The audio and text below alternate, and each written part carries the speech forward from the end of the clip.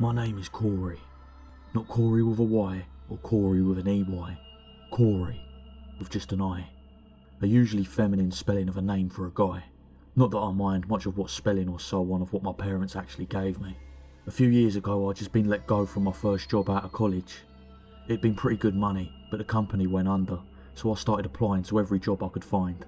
Indeed, Monster, even Craigslist. One Craigslist job in particular was based on the outskirts of the city I lived, but I was ready to take anything. The job in question was some basic data entry and assistant work. At least that's what the job listing said. It was a pretty basic website in retrospect, but the company message seemed to make it sound like they were heavily about serving the city and facilitating volunteer work. Within minutes of applying, I got a response inviting me for an interview that same day, though it titled me as a Miss Corey. I was going to respond to correct them, but it read like it was an automated response, so there'd be no one to read it or reply to me. I figured I'd just have to correct them once I got there, and again, it didn't really seem like a big deal. I'd gotten this once or twice before in the past. I drove to the location the website had listed, and it didn't seem too out of the ordinary. It was on the second floor of a small building that was sandwiched in between a pawn shop and a phone store.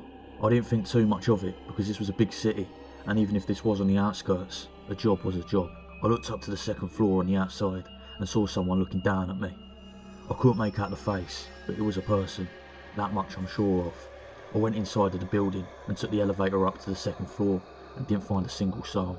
It looked like a half-finished office floor from what I remember, with some doors opened and some locked shut, but there was just simply no one to speak to, no one to inform that I'd arrived.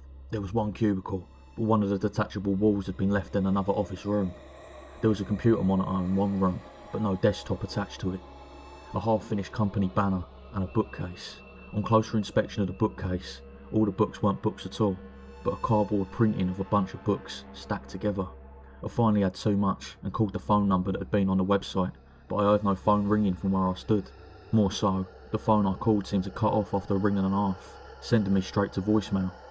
Sufficiently creeped out by now, or wondering if I had stumbled on something I shouldn't have, I took the elevator down.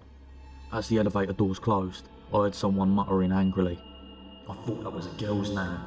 I didn't want to stay and find out who it was. Instead, I walked right back to my car and drove back home, not even daring to look back at the window of the floor I was sure I'd been scheduled for.